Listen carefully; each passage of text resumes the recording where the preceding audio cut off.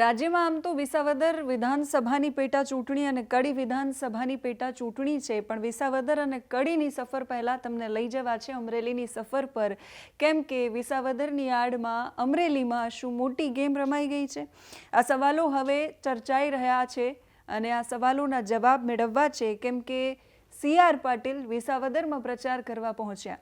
સામાન્ય રીતે એવું બનતું હોય છે કે જ્યારે પણ ચૂંટણીઓ આવતી હોય ત્યારે જે મોટા નેતાઓ હોય, મોટા ગજાના નેતાઓ હોય, જે હાઈકમાન્ડ કહેવાતા હોય, એવા નેતાઓ ચૂંટણીના 2 કે 3 દિવસ પહેલાં પ્રચાર કરવા માટે જતા હોય છે. એટલે વિસાવદરમાં CR પાટીલ પ્રચાર કરવા ગયા, પણ એમનું જે પ્લેન છે એ ધારીના બદલે અમરેલીમાં લેન્ડ થયું અને અમરેલીમાં એરપોર્ટ હોવાને કારણે ત્યાં એમનું પ્લેન લેન્ડ થયું. જ્યારે મુખ્યમંત્રી વિસાવદર ગયા હતા નામાંકન રેલીમાં કિરીટ પટેલની, ત્યારે એમની જે ફ્લાઇટ છે એ પણ ધારીમાં લેન્ડ થઈ હતી, કોલેજ પાસેના ગ્રાઉન્ડમાં. CR પાટીલ પહોંચ્યા અમરેલી સીધા, અને એ પણ સરપ્રાઇઝ આપવા. કોને? કૌશિક વેકરિયાને, જે નાયબ મુખ્ય દંડક છે એમને, કેમ કે આજે એમનો જન્મદિવસ હતો. જન્મદિવસ એમનો હતો, પણ રાજનીતિમાં જ્યારે કોઈ પણ દ્રશ્યો કે કોઈ પણ ચિત્રો કે કોઈ પણ સરપ્રાઇઝ કે કોઈ પણ ઔપચારિક મુલાકાત સામે આવતી હોય તો એ માત્ર ઔપચારિક નથી હોતી. એ વિરોધીઓને, એ એમના સામેના જૂથોને કે રાજનીતિક રીતે એક સંદેશ આપતી હોય છે. અને રાજનીતિમાં જ્યારે કોઈ ઔપચારિક મુલાકાત નથી હોતી ત્યારે સ્પષ્ટ સંદેશ આપવામાં આવતો હોય છે. સંદેશ શું હતો? CR પાટીલ પહોંચ્યા કૌશિક વેકરિયાને મળવા માટે.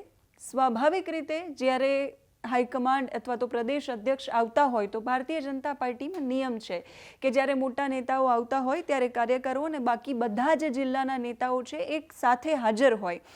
સરપ્રાઇઝ આપી એવું કહેવાઈ રહ્યું છે. જો સરપ્રાઇઝ આપી હોય તો સવાલ એક એ છે કે આટલા મોટા કાર્યક્રમોનું આયોજન કેમ કરવામાં આવ્યું? કૌશિકભાઈ વેકરિયાનો જન્મદિવસ હતો, એમનો દિવસ હતો, એમને જે કાર્યક્રમો કરવા હોય એ કરે.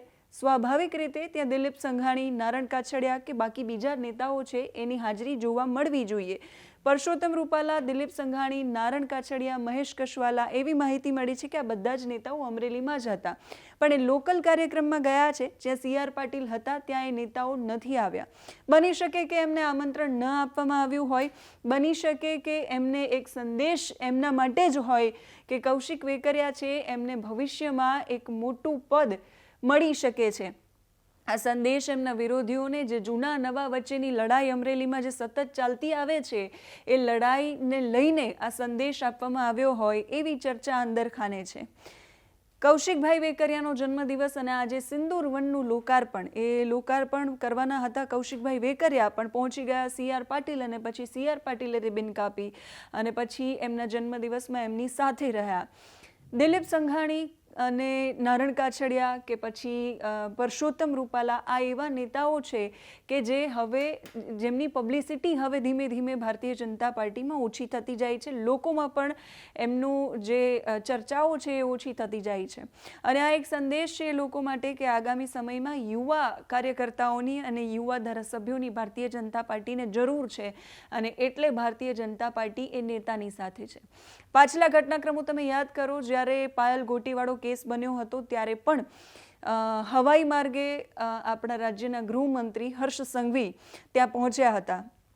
એટલે એ કૌશિક વેકરિયાને સપોર્ટ કરવા માટે પહોંચ્યા હતા. ચર્ચાઓ એવી પણ હતી કે હર્ષ સંઘવી કૌશિક વેકરિયાને સપોર્ટ કરી રહ્યા છે અને પ્રશાસનને કાર્યવાહી કરવા માટે મજબૂર કરી રહ્યા છે.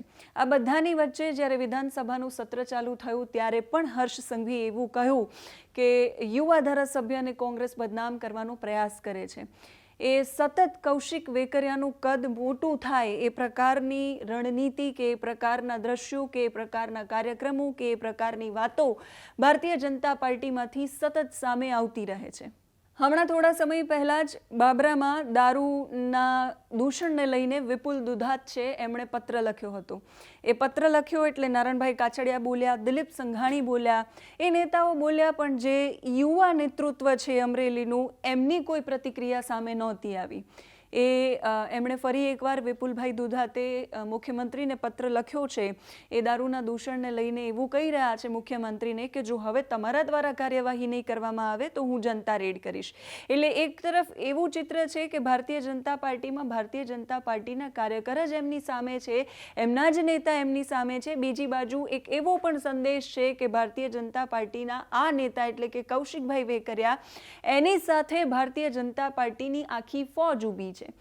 વિસાવદરની ચૂંટણી છે, વિસાવદરમાં પ્રચાર પ્રસાર અને વિસાવદરમાં જરૂર છે, પણ અમરેલીમાં પહોંચ્યા છે CR પાટીલ અને આ ગુજરાતની રાજનીતિ અને એમાંય સૌરાષ્ટ્ર ભારતીય જનતા પાર્ટી માટે જ્યારે ગઢ અને એ ગઢમાં જ્યારે પ્રયોગો થાય ત્યારે સ્વાભાવિકપણે એ કોઈ પણ મુલાકાત કે કોઈ પણ સરપ્રાઇઝ ઔપચારિક નથી રહેતી। તલવાર ખેંચાઈ ગઈ છે હવે જૂના અને નવા, સિનિયર અને જુનિયર વચ્ચે। જે નવા નેતાઓ આવ્યા છે એ ગાંઠતા નથી જૂના નેતાઓને, એવું પણ ચર્ચાઈ રહ્યું હતું। જે અમરેલી વખતે ઘટના બની એમાં પણ દિલીપ સંઘાણી અને નારણ કાછડિયા અને ભરત કાનાબાર સહિતના જે નેતાઓ છે બધા બોલ્યા હતા કે જે થયું અમરેલીમાં, પોલીસે જે કર્યું એ ઉતાવળ ભર્યું પગલું છે। ભારતીય જનતા પાર્ટીએ જે પ્રતિક્રિયાઓ આપવી જોઈતી હતી એ ન આપી, એ પણ અતિશયોક્તિ હતી એ વખતે। અને પછી યુવા નેતૃત્વ જેની પાસેથી અપેક્ષા હતી કે એ વિસ્તારના એ ધારાસભ્ય છે અને એમની સામે સવાલો થયા છે તો એ સામે આવીને જવાબ આપશે, પણ એ નેતાઓએ સામે આવીને જવાબ ન આપ્યો। ધારીમાં CR પાટીલનું ફ્લાઇટ લેન્ડ થઈ શકતી હતી પણ એ સીધા અમરેલી પહોંચ્યા। એટલે આજે પરસોત્તમ રૂપાલા, દિલીપ સંઘાણી કે નારણ કાછડિયા જૂથનું જે ગ્રુપ છે, જે જૂથ છે, એમના જે સતત પાર્ટીની સામે કે પાર્ટીના નિર્ણયોની સામે કે પછી અમરેલીમાં ચાલતા દૂષણોની સામે કે પછી અંદરો અંદર ચાલતા વિવાદને કારણે જે પણ કારણ હોય સતત એ લોકો બોલતા જોવા મળે છે। જ્યારે બાકી જે યુવા જૂથ છે, કૌશિક વેકરિયા છે, જનક તળાવિયા છે, મહેશ કસવાલા છે, એમની સાથે બાકી બીજા જે નેતાઓ છે એ બધા લોકો પ્રતિક્રિયા એટલી બધી નથી આપી રહ્યા।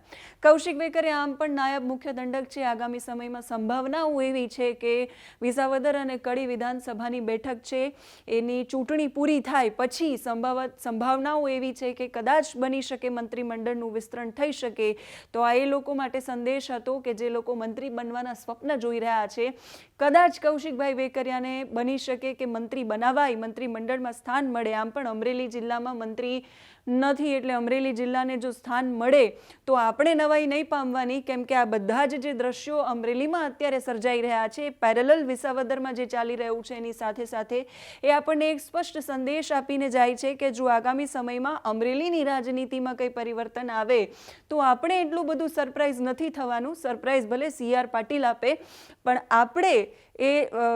આપણને એ સંદેશ આપી દીધો છે આ સરપ્રાઇઝ વિઝિટથી કે કૌશિકભાઈ વેકરિયાનું સ્થાન તો મજબૂત છે અને કૌશિકભાઈ વેકરિયાની લડાઈ અકબંધ છે, એની સાથે ભારતીય જનતા પાર્ટી આખી છે।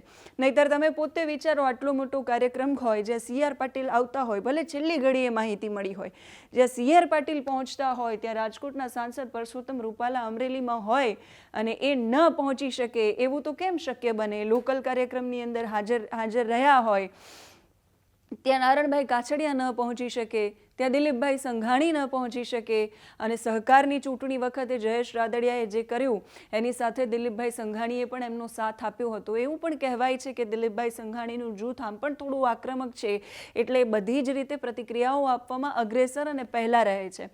એ જે સિનિયર નેતાઓ છે એમના જે અહમનો ટકરાવ સિનિયર જુનિયર વચ્ચે ચાલી રહ્યો છે એને આ એક સંદેશ હતો કે તમે ભલે અહમનો ટકરાવ કરો પણ કૌશિકભાઈ વેકરિયાનું સ્થાન આજે પણ ભારતીય જનતા પાર્ટીમાં CR પાટીલના હૃદયમાં, હર્ષ સંઘવીના હૃદયમાં મજબૂત છે। આગામી સમયમાં જો કૌશિકભાઈને મંત્રીમંડળમાં સ્થાન મળે છે કે એમનું સ્થાન ઊંચું બને છે ભારતીય જનતા પાર્ટીમાં તો આપણે સરપ્રાઇઝ નથી પામવાની, કેમ કે અમરેલીથી આ રાજકીય સંદેશ સ્પષ્ટ હતો। તમે શું માની રહ્યા છો કમેન્ટ કરીને કહેજો। અત્યારે આ વિડીયોમાં બસ આટલું જ। નમસ્કાર।